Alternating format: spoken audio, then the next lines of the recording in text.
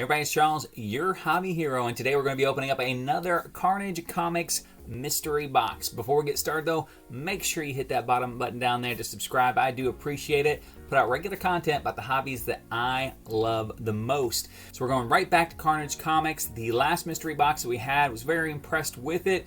He asked for feedback, gave him feedback, had another wave come out right after that, and honestly, like a lot of the people I normally buy mystery box from have been pretty quiet starting out the new year, so I was happy to have another option to go to for another mystery box. So if you guys haven't checked him out already, I would highly recommend it.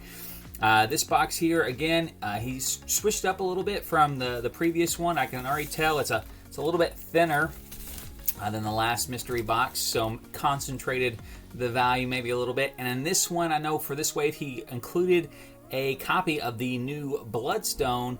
I think covers A, B, and the 1 in 10 ratio variant, which was a nice little bonus, especially since those books are popping off right now. It honestly adds about an extra $100 in value to the box. So pretty excited to see what's in here. If he's got prices labeled, I'll make sure the prices are up there. If not, I'll have a little ticker going right up here. So without further ado, let's hop in. All right, we are to books. We are absolutely to books here. I don't know which way to start. They're facing one way, but then the top one's got a top loader on it. You know what? We're just going to go with it. We'll start from the back here. Top loader, this could be the big hit out of the box. We won't know, I guess, until we finish it. So, first book up is... Oh, awesome. So, if this is the big hit, I am fine with that. I actually bought this book when it came out. Very high on this, but my copy had a little bit of color rub on the back that just kept it at a 9.8 contention. So, I am happy to get another crack at it. I have this book in a 9.8 for cover A, the Disney exclusive variant, and hopefully now the 1 in 25. I did not get the cover B one because I don't even think Spider-Man's on the front of it. I think it's just the building for Avengers Campus. So that is awesome. That is a big book there. Prices aren't up there on the book, so I will get that updated on this side here. So great start to this box here. Next one up is, okay, this is the Bloodstone 1 in 10. I'll check current comps, but I've seen these as high as $80 right now. I am high on this cover. I think that price is pretty inflated. I'm under no illusions that this is going to maintain that value. I do think it is a decent spec. I do think it is an awesome cover for a first appearance. And again, her first cover appearance. And with it being a ratio variant for a book that probably wasn't heavily ordered, which is why the regular cover A and B have actually gone up in price so much as well. Probably have the cover A, which again, right now, I think is like a $15 book.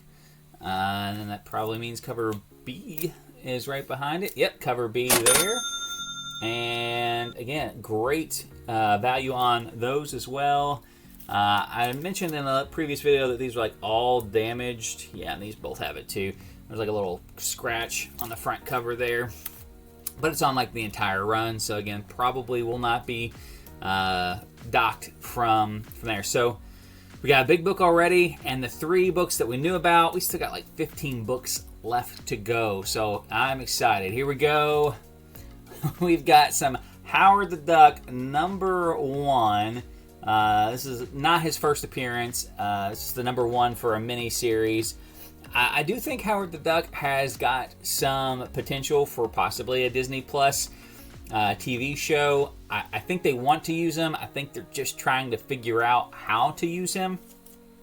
I do have a few Howard the Duck keys, just because I've always enjoyed the character. I think he's just so silly and does not fit with the rest of the MCU so much that it just makes him stand out that much more, that he just needs to be recognized. So we'll see. We'll see what comes down the line with that, but not unhappy to get the Howard the Duck.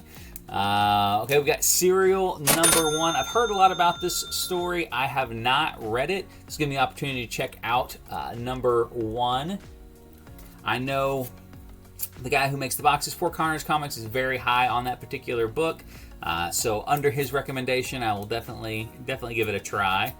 We got some Mylar here. Let's see what we got. Okay, Star Wars High Republic. This is the first print too.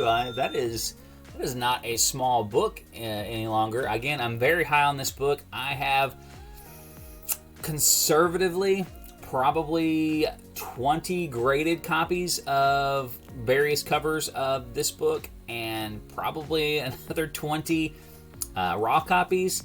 I love the book, love the characters. I think it's just got a ton of potential. Long term, short term, I mean, the book's already worth money, so I'm not unhappy to get more copies of it. Next one up, Maniac New York, #1. I believe this is the first print. I did read this book when it first came out. The art was not for me, but the book has got a little bit of a cult following. I think it's got a second series it's getting ready to launch too, which could bump the value of the #1s as well. Great independent series from a lot of the feedback that I've gotten if you kept reading it, but for me, art is part of the experience for me, and the art, I just could not get past it. Next one up, we've got Legends of the Dark Knight #2. I don't know anything about this particular book. If there is the significant key, I'll list it down at the bottom there.